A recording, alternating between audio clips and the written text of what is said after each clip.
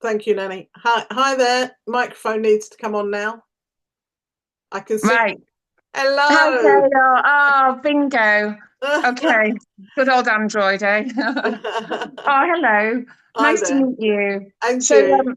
as I say, well, I'm new to the Friends of Marion Park and Marion Wilson Park Right.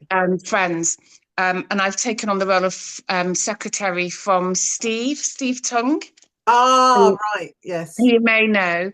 He's still very much involved in the friends and sort of helping me through these sort of initial weeks and months of becoming the secretary. I remember, I think we saw this information quite a few months ago. That's right. Now, of course, it's come to me, and I thought I'll just sit in on the workshop and just hear what ideas people have got. Is there anyone else joining us? Yes, we've got Nanny. I'm saying that correctly. Has joined us, and as is the case we've often with these, people sort of drift in a little bit later on. Yeah. So what I'm going to do is I'm going to start, and I'm going to go through the PowerPoint slide that I've got prepared for today. Okay, brilliant. If at any point you want to ask a question, either do the thumbs up, or I'll do my best to monitor the chat and Okay. answer any queries there, if that's okay. You okay for me to start, Nanny? Just give me a thumbs up on chat if you can.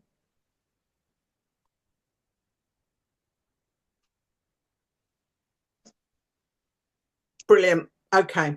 All right. I'm just going to share my screen with you. Hopefully, you should be able to see this presentation that says Voting Day Funding. What's it all about? And let's just expand onto a slideshow there. So what I'm going to do is I'm going to run through the principles of what the Community Voting Day is about. And at any point, either stop me verbally or stop me by putting a hands up in the participants or in the chat if you have a question. You can type it or ask it. I am recording this session. If you are particularly sensitive about having, your video on, then just blank the screen and still take part. But it is really helpful if you do stay on. People can see the range of questions, because some people may not be able to make either the online or in-person meetings, and this just helps them have a link to find out what it's about also. Okay, so I'll move on. What's it all about? Firstly, my name's Gail Wallace, and if we can just, Emma, you've been great at introducing yourself. Nanny has problems with her microphone, so if you wouldn't mind, Nanny, if you could just type in the chat kind of who you are, and if you're from an organisation, let us know. But that doesn't matter if you're a resident. Just put resident, just to introduce yourself.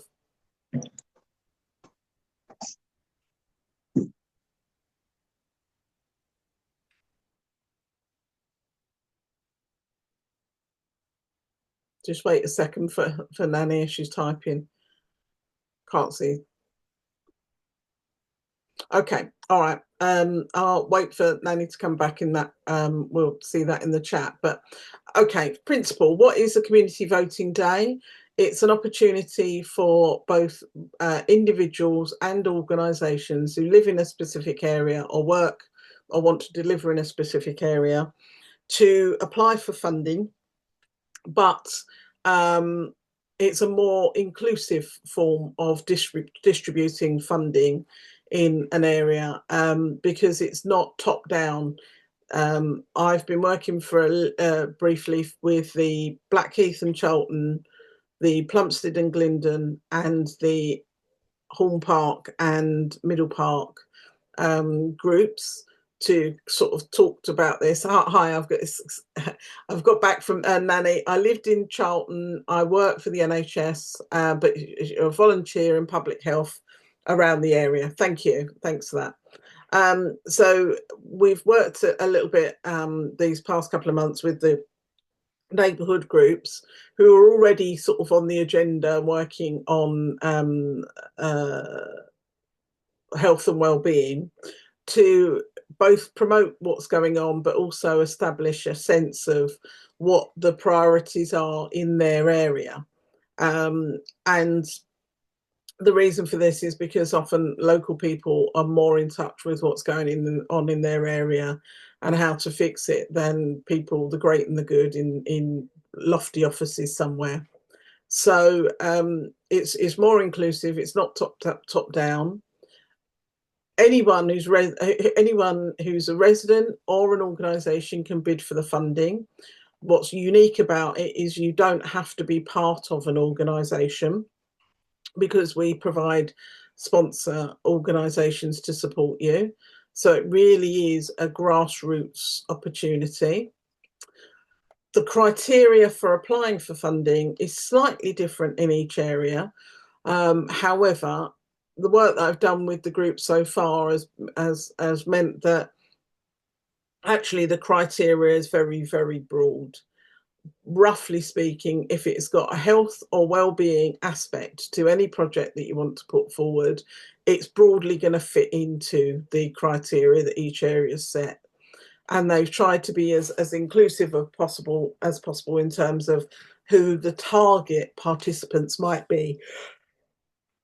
So they've gone for a wide range. Who decides who gets which projects gets funding? Well, that's the really nice part. It's actually the residents who decide. You may have heard or seen the Dragon's Den on TV. This is a community kind of version of that, in which each project that goes forward will get 3 minutes to give a verbal presentation of their project idea. And the community, the residents who will have been encouraged to come along to a community voting day, will decide via vote what projects get funded. And the only thing that stops all the projects getting funded is the money that's available for each area. And in this instance, each area gets gets £10,000, and projects can apply for as little as £250 or a maximum of £1,000 per project. I slightly touched on it earlier. Yes, you can apply if you're not part of an organisation. We will link you, or you can link yourself with what we call a sponsor organisation. And I'll go on to explain a little bit more about that in due course. But the process, this is the outset, the process is a very straightforward one from start to finish, and I'll go on to explain that a little bit further, as well as what support's available. So just expanding a little bit more, Community Funding Day is funding that's set aside to that gives the community the chance to decide not only what their needs are, but also get creative and think about what the solutions to those needs are. It's a relatively small pot of money. However, I've been delivering these since 2007, and my experience has been that give residents the opportunity, they are already very good at doing stuff on a limited budget, and they are incredibly creative in the ways in which they put together project ideas and rally around the community to support it. It's about encouraging individuals and groups in the community to create projects to address any needs, in this case health and well-being needs, and encourage them to apply for funding. And it provides an opportunity for the community to come together in a fairly unique way to decide who will be funded to deliver projects in their community. So anyone putting a project idea forward will immediately get feedback in terms of their priorities, the priorities in that area, but also they'll be pushing an open door because they've already put their stall out, so to speak, to tell everyone what it's all about. It's more inclusive because other forms of funding have been top down. And this is very much a bottom-up approach. The funding has been provided, but it's the community that decide what the priorities are and who will get funding.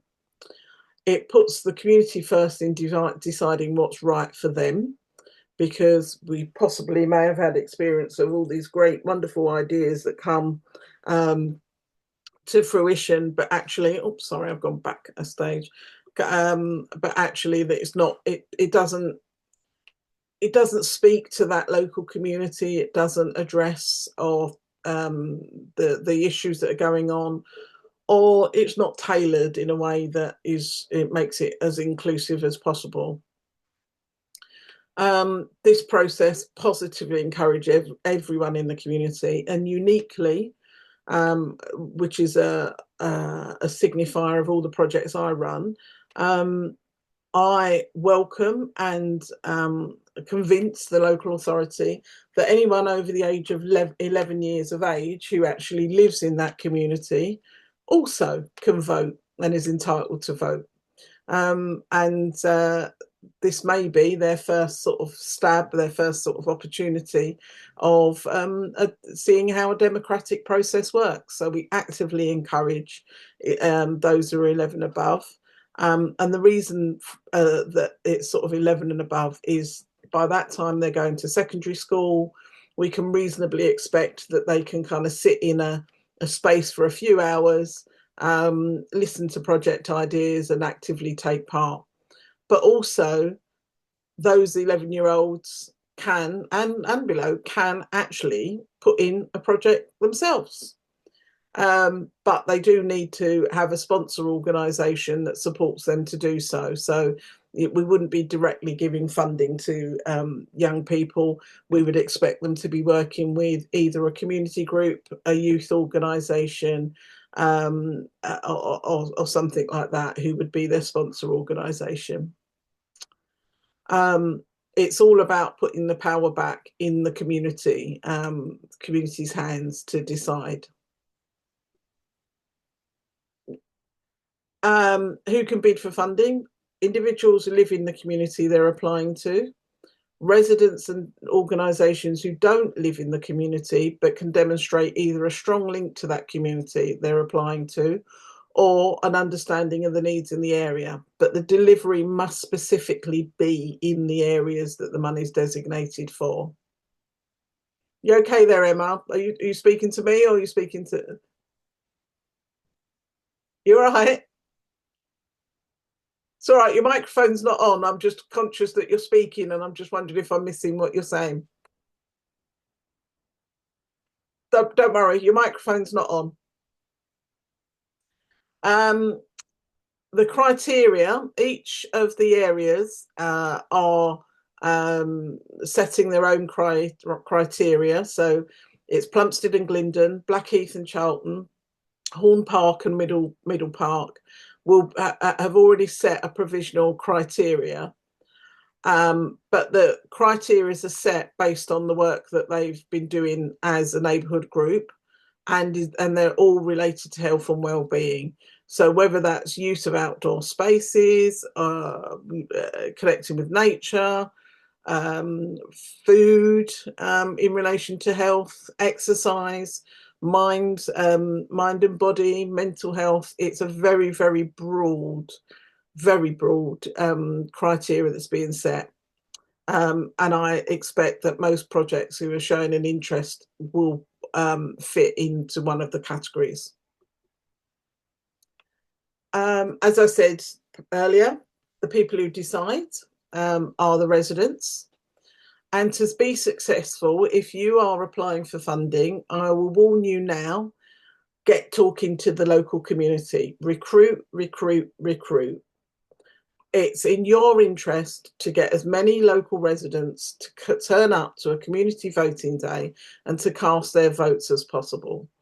That not only will they cast a vote for you if they know, like and love your project, but they will be required to cast a vote for all the projects. The difference that it may make is that because they're familiar with you, they might give you maximum points, but the other projects, they might either be less familiar or less encouraged by, and they might give them less points. But however, they do have to vote for all the projects. So I would begin talking to local residents, talking about your project, talking about the community voting day as soon as possible. The dates have already been set, and they are in Horn Park and Middle Park the 12th of July, and in Blackheath and Charlton and in Plumstead and Glyndon we're running 2 events, and they'll be on the 5th of July. So please save the date for whichever area you're considering applying to. Can I apply if I'm not part of an organisation? Yes, but you'll need a sponsor organisation, and it could be a mosque, a church, a community organisation, a charity, a residents group or association.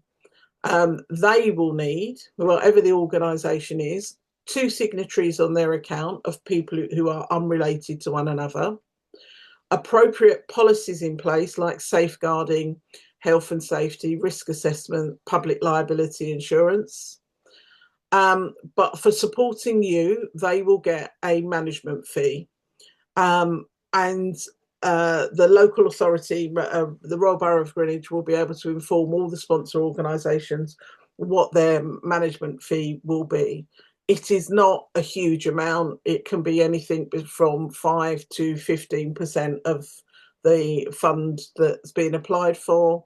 But it's a form of sort of, really it's an admin cost. It's a form of thank you for giving the individuals that may be applying the support. If you are not, sorry, Emma, have you got a question for me? No. If you're not part of an organisation, please start having a conversation with any local organisations that you think might be appropriate to support you. If you're stuck, talk to me, or you may know Kellyanne Ibrahim or Marlu from Public Health. Start having a conversation with us. We can link you to some organisations that have already come forward to say they're willing to be sponsor organisations. The process will be that you pick up an application form, either online or in person. The application form is very, very simplified, very straightforward. Come along to either an online workshop with me or in person, and I will not only talk you through the application form in a way that means that you are ready to run with it and more than able to fill that form in, but I will also give you a grounding in how to apply this to any form of funding that you may go to in the future. I go through some principal aspects of funding applications that should put you in good stead no matter what funding stream that you go for in the future. And in fact, one of the people that I worked with in 2021, Nene, I know will not mind me saying, now doesn't seek any support. She felt that the process was robust enough that she doesn't seek any support necessarily for applying for funding. She feels she's got the tools, and I'm very much about ensuring that people not only have the tools for this funding round, but for future applications that they might make. With regard to the application process, no one's judging the merit of the project. We are just checking that all the I's are dotted and the T's are crossed, that if you're an organisation, am I able to help with heritage lottery, bigger applications? Well, I can certainly give you a really good grounding in how to approach it. The limit is that my support is in with regard to this programme, Emma, but I think that if you come along to the application training workshop, you will be able to approach the heritage lottery in a way that you feel confident in any of the questions that come up, that you will know how to deal with them. I hope that helps. Okay, thank you. That's really helpful. Thank you. No problem. So the application process is not a judgment of your your project is just to make sure that all the appropriate things are in place, like safeguarding policies if you're working with children or young people or vulnerable adults, that all the sort of due diligence stuff is in place, either as you as an organisation or the organisation that's sponsoring you. As soon as those things are ticked, you automatically go through to the community voting day. There's no judgment about your project made at that point. And hopefully, if you're a little nervous about making a presentation to the community, you'll come along to the presentations workshop and pick up lots of tips and ideas about how to approach your delivering your presentation.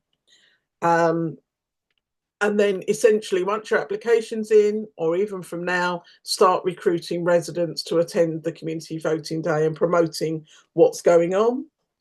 And then the next stage is that you'll prepare your 3-minute presentation.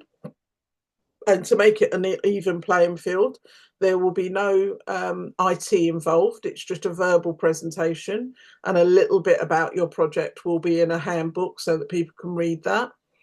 And then you present your project on the day, or you can get someone to do it if you're not confident about talking in public. And some of the projects I've seen in the past where they've got young people involved, they actually get the young people to do the presentation. And I've got to say, they're amazing. And then you'll hear the result there and then on the day as to whether you've got through and you've got the funding. Even if you haven't got funding, that's not the end of the story, because there is other funds that can be applied to, and they have very much tailored there's an enablement grant. They've very much tailored that grant, which is being delivered through the groundwork team, based on the work that I did 4 years ago. So they're very much simplifying the process and have aligned it to this process. So there are other opportunities, but this is a good way to sort of dip your feet in without getting too wet, so to speak. Then what support's available? There's me. And please do either take a photo of or take the details down. I am happy to talk to anybody at any point, obviously within reasonable hours. You know, don't ring me at 1 o'clock in the morning on a Friday night, Friday morning. But I'm happy to talk through your project ideas with you. I'm happy to give you any kind of support that that helps you get your application over the line and helps you in this process. But you can also, if you're leaning on the support of a sponsor organisation, you know, begin the conversation with them as early as possible, because there may be a number of elements of support that they can give you. Yeah. And that is it in a nutshell. I know I've whizzed through that fairly quickly, but sorry, apologies for this. Anything that I haven't covered, anything you need to know, please do feel free to give me a call. I've just, sorry, do you have examples of previous successful grants? Yeah, I can kind of allude to that as part of the process. And you'll probably find out that when you go through the process, that it actually becomes clear as to how to approach the particular growth grant that you're going through. If you want to know a little bit more or get a visual representation of what it's all about, do go on YouTube and look up the word Community Voting Day. If it has that label, it's usually projects I've worked on, and there'll be various videos online of what to expect, what people's experience has been, how people have felt about the process, and so on. But yes, Emma, I can kind of give you an idea, but I'm assuming it's Marion Park that the funding's been applied for. It's all right, you can put your mic on. Yeah, so obviously we've got the animal park, but I suppose what I'd like to do is make sure that our ideas are compatible with the grants, if you see what I mean. Yeah. So the clue will be really, in terms of this funding, just look at the criteria, and if you're able to tick a box, and I'm sure you will be, because use of open spaces, increasing people's physical activity, awareness of the environment, all those sorts of bits and pieces, I'm sure your project idea will come under one of the categories there. And then I'd really encourage people to be creative. You can think about this as almost like a pilot. So if it's something you haven't tried before, this might be an opportunity to try it out, a unique way of doing things. Sorry, Emma, go on. Sorry, everyone. Okay. I'm revving up now. Good. This is what we like to hear. What I was thinking was, so for example, could the money be used to fund a pilot, for example, paying someone to deliver sessions in the park? Yes. Yes. Okay. So you can put in an application for a tutor to deliver sessions in a park. That's absolutely fine. No problem. Okay. Where it may get tricky is if you're trying to pay yourself. No. So if you're getting a tutor in separately to deliver, fine. But that's why we say go through a sponsor organisation if you're doing something individually. But yes, no, absolutely no problem with that. You might, for example, people might want to engage a yoga teacher or a relaxation person, or someone to do Tai Chi or art. Any of those things would be fine. Great. And can I ask just one more question? In the past, when you've had these, how many, just as an example, how many projects might be presented? Because obviously you've only got £10,000, and what I wouldn't want to do is to be too greedy and go for the maximum work. Well, this is what I would say is go for what you feel you need. Ultimately, it's the residents who will decide. You can put in more than one project. So you can put in several projects, but there's no guarantee one or all of them will get funding, because that really is down to the community. I see. I would spend more time considering what you think would most appeal to the community that you are aiming to deliver to, and pitch your project around that, rather than kind of just put in ideas that you think that you might have had on the shelf for a while. Really have a think of the community you're serving, what maybe has been successful in the past, or might be creative and really generate some interest. And like I say, there's no guarantee that you get one, all, some. So that's why we don't discourage you putting in a number of applications. It doesn't prejudice you in any way, shape or form. So if you've got 5 great ideas, put 5 ideas in. We at this stage have no indication of how many projects might go forward to present. But what we can say is that, and my experience, I've been doing these since 2007, it's a really nice, fun way to spend time in the community, listening to different project ideas and opportunities.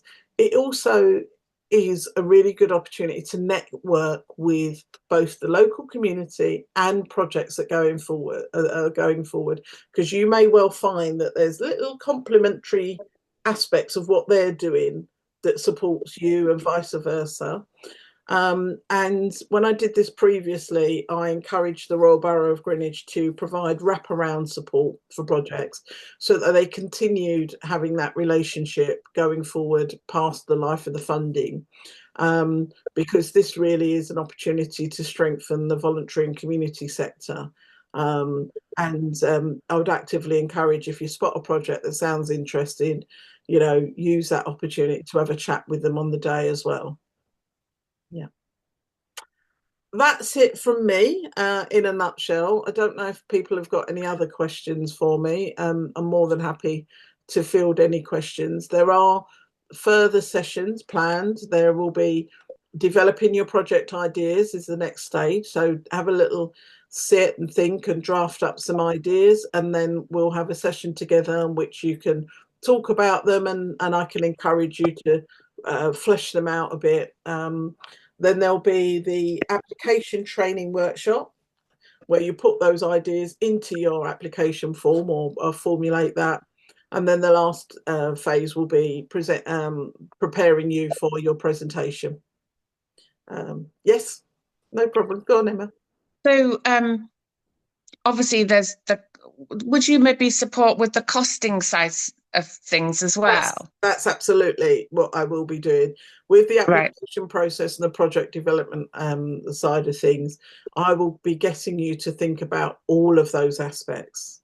Yeah, great. Yeah, getting you to supporting you to do your research, to find out what things, average cost, like average cost of tutors, maybe if you're hiring space, what that cost is, doing that calculation, thinking about contingencies, and encouraging you that if, say, for example, you're wanting to put on refreshments, prices if you're going to go to Harrods, yeah, so that you've got that contingency, but shop at Aldi or Lidl or any other cheaper form of retail, so that you've got a little bit to play around with, that maybe at the end you can buy some extra cakes or whatever it might be. Excuse me, sorry, I had a sneeze, I couldn't stop coming through. So yeah, I'll be helping you to think about the whole level holistically, because what you apply for is literally what you will get. So there's no room for error in that respect. If you put in £750 and then find out it's actually £850 you need, unfortunately the grant will only be giving you £750. So I will be really supporting you to make sure that you check and double check your figures. Yeah. And what kind of I'm assuming obviously they want to know where their money's gone to. Because years ago I applied for a grant for where I work to the King's Fund, and that was quite labour intensive, quite hard work, and their reporting was also very, very onerous, understandably. It's going to be fairly light touch.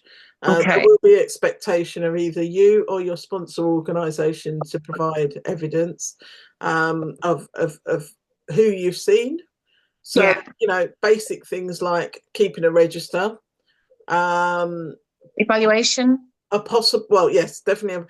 Possibly thinking about your, what you're aiming to achieve from this. So getting a baseline, where people start and where people end up.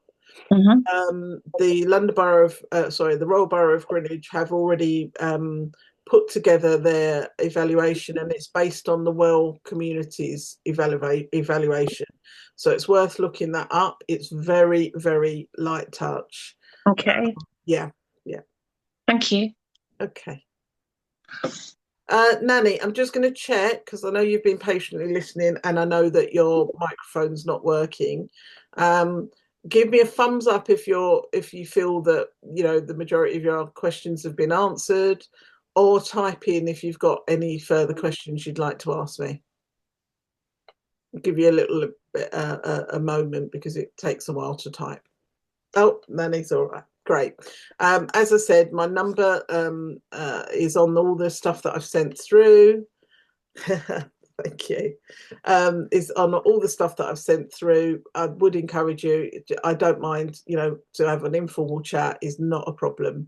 Thank you, Nanny. I'm glad it's been helpful.